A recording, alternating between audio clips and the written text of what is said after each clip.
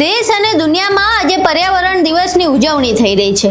લોકો વૃક્ષારોપણ કરીને આ દિવસની ઉજવણી કરી રહ્યા છે, પરંતુ બીજી બાજુ આણંદના સારસા ગામમાં દ્રશ્ય કંઈક જુદું જોવા મળી રહ્યું છે, કારણ કે અહીંયા પર્યાવરણ દિવસની ઉજવણી અને પર્યાવરણને બચાવવા માટે વિરોધો થઈ રહ્યા છે। આખી ઘટના શું છે તેના વિશે વિગતે ચર્ચા કરવી છે। નમસ્કાર, તમે જોઈ રહ્યા છો ચક્રવાત ન્યૂઝ, હું આપની સાથે।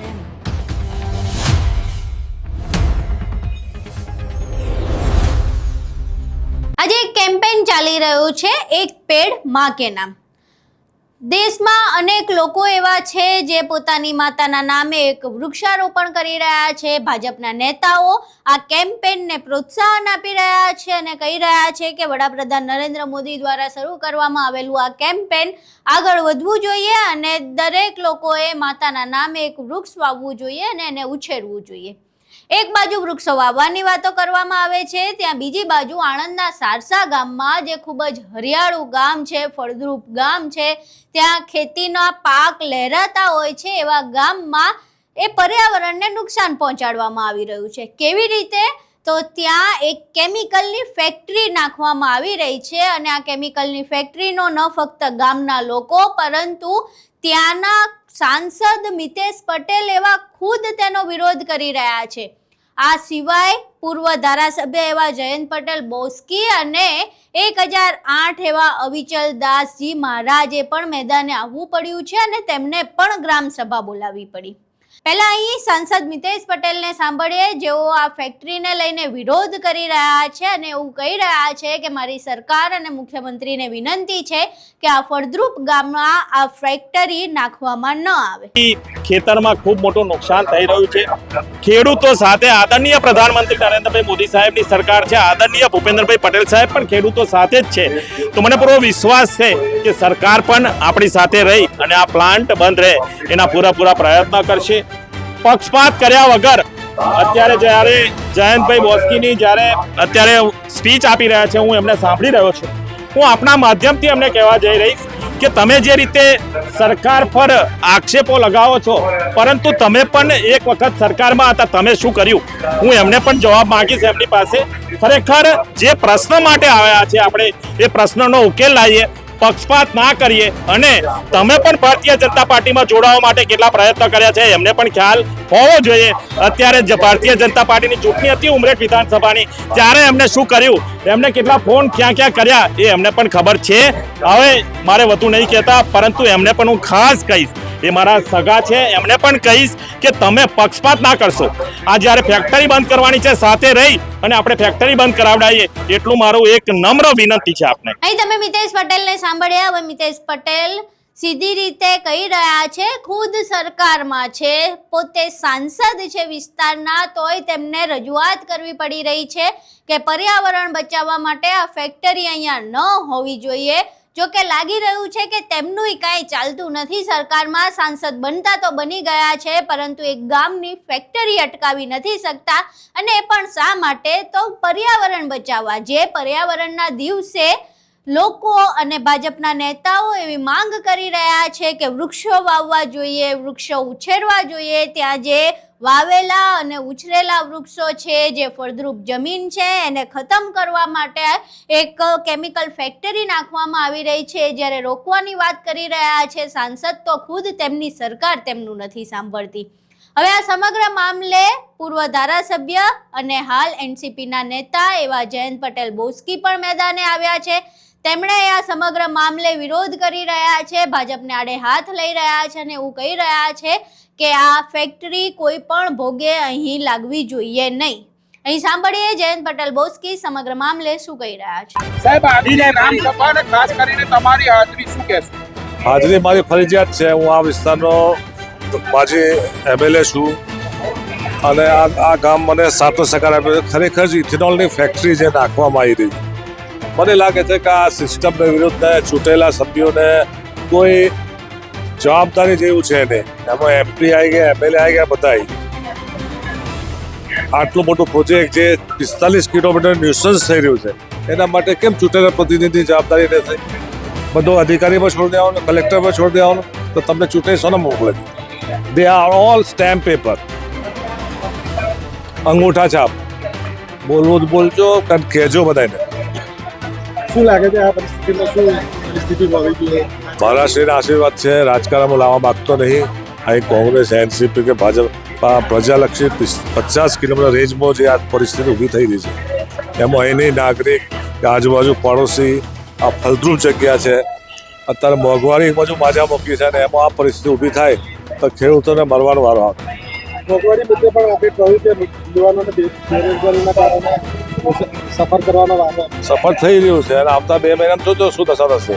મેં બહેનોને કંઈ ઢેબરા ખાવા આવતા નહીં રહો, એનાથી સમજણ પડે છે ને. દરરોજ તેલના ભાવ વધે છે, શું કરવું જોઈએ?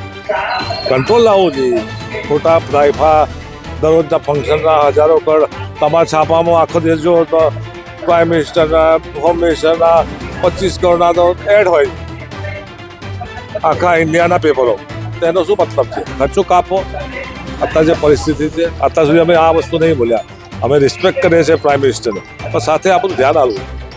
જયંતભાઈ, સાંસદ મિતેશભાઈએ એવો પણ આરોપ લગાવ્યો છે કે અત્યારે આ સુફિયાની વાતો કરનારા જે જયંતભાઈ છે તે હમણાં જ ભારતીય જનતા પાર્ટીમાં જોડાવા માટે તલપાપડ થઈ રહ્યા છે. હું કોઈ તલપાપડ વાળો નહીં.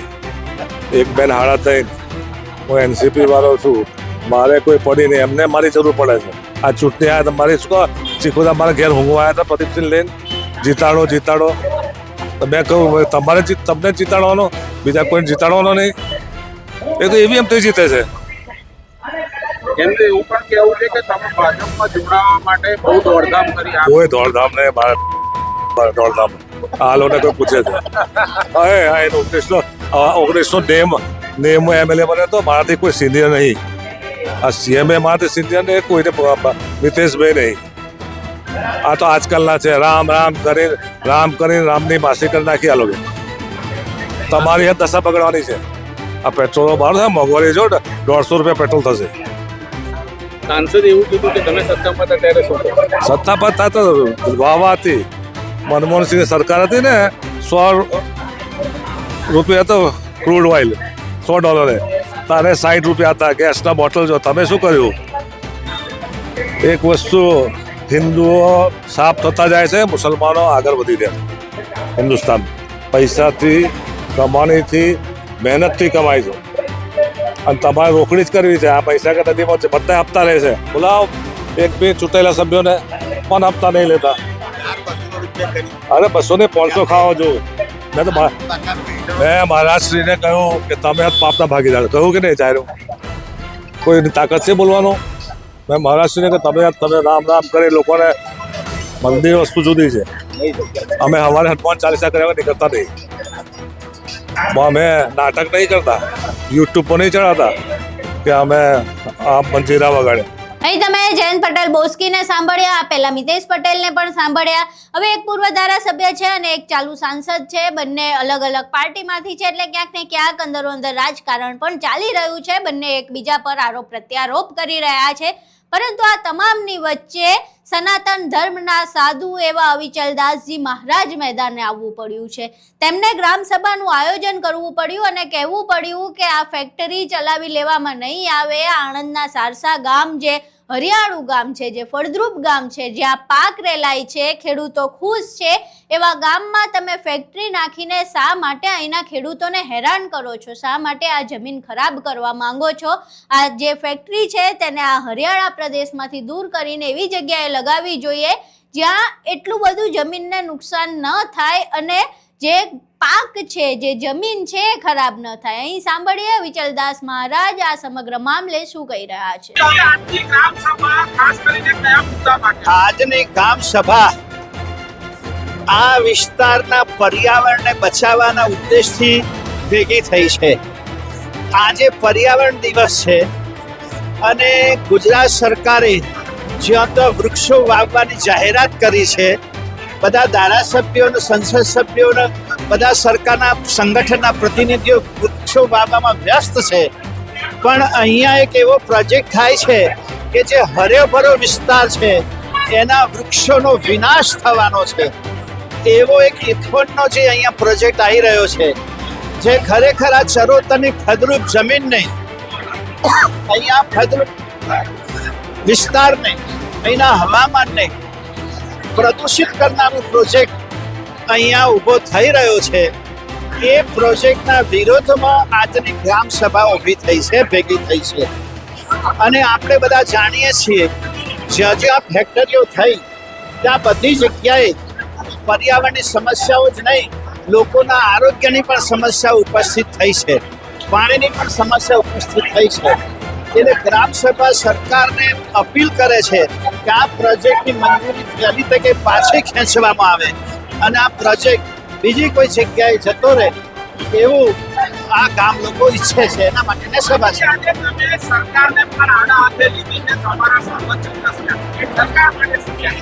સરકાર માટે એ જ કહીએ છીએ અમે કે ભાઈ અમને અમારી સરકાર માટે ગૌરવ છે જે હિન્દુત્વના એજન્ડા ઉપર અમે આ સરકારને લાવ્યા છીએ. એ હિન્દુત્વના એજન્ડા પર સરકાર 100% સફળ નીવડી છે, એમાં કોઈ શંકા નથી. પરંતુ કેટલીક બાબતોમાં જનહિતને પણ સરકાર ધ્યાનમાં રાખે એવો અમારો આગ્રહ છે. એટલા માટે સરકારને આડે હાથ લેવી પડે. અહીં તમે અવિચલદાસ મહારાજને પણ સાંભળ્યા. એક બાજુ પર્યાવરણ દિવસની ઉજવણી થઈ રહી છે, લોકો પર્યાવરણ બચાવવાની વાતો કરી રહ્યા છે, ભાજપના નેતાઓ પોતે એક પેડ માં કે નામના કેમ્પેન હેઠળ પર્યાવરણ દિવસની ઉજવણી કરી રહ્યા છે. આ બધાય ધતિંગો ચાલી રહ્યા છે. એની વચ્ચે હકીકતમાં પર્યાવરણ બચાવવા માટેની ઝુંબેશ આણંદમાં ચાલી રહી છે. ત્યાં કેમિકલની ફેક્ટરી અટકાવવા માટે ન ફક્ત ગ્રામજનો પરંતુ ખુદ સાંસદ અને પૂર્વ ધારાસભ્ય તેમજ સનાતન ધર્મના સંત મેદાને આવ્યા છે. હવે જ્યારે ભાજપના જ સાંસદ એવા મિતેશ પટેલે જો મેદાને આવવું પડ્યું હોય તો હકીકતમાં એ ફેક્ટરીથી કેવડું મોટું નુકસાન થવાનું હશે. તો જ્યારે સાંસદ પોતે કહી રહ્યા છે તો શા માટે સરકાર નથી સાંભળતી, એક મોટો પ્રશ્ન છે.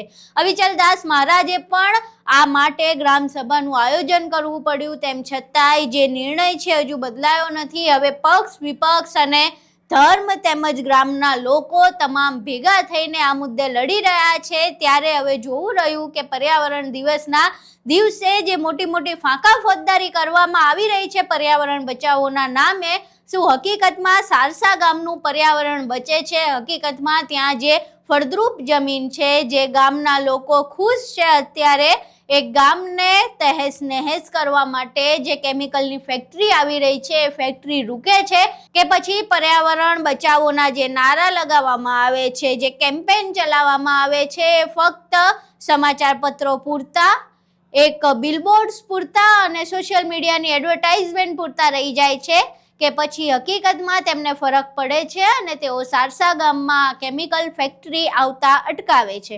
સમગ્ર ઘટના તમે જોઈ. સાંસદ મિતેશ પટેલને સાંભળ્યા, પૂર્વ ધારાસભ્ય જયંત પટેલ બોસ્કીને સાંભળ્યા, અવિચલદાસ મહારાજને પણ સાંભળ્યા. ગ્રામજનો પણ આ સમગ્ર મામલે રોષે ભરાયા છે, તેઓ પણ વિરોધ કરી રહ્યા છે. હવે આ સમગ્ર બાબતે તમારું શું માનવું છે? શું પર્યાવરણ દિવસના દિવસે જે પ્રમાણે ગ્રામજનો અને સાંસદ ખુદ માંગ કરી રહ્યા છે આ ફેક્ટરી અટકવી જોઈએ કે પછી વિકાસના નામે થતો આ વિનાશ ચાલવો જોઈએ? તમારા મંતવ્યો અમને કોમેન્ટ બોક્સમાં જરૂર જણાવજો. વિડીયો પસંદ આવ્યો હોય તો વિડીયોને લાઇક કરજો, શેર કરજો અને અમારી ચેનલને સબસ્ક્રાઇબ કરવાનું ભૂલશો નહીં. નમસ્કાર.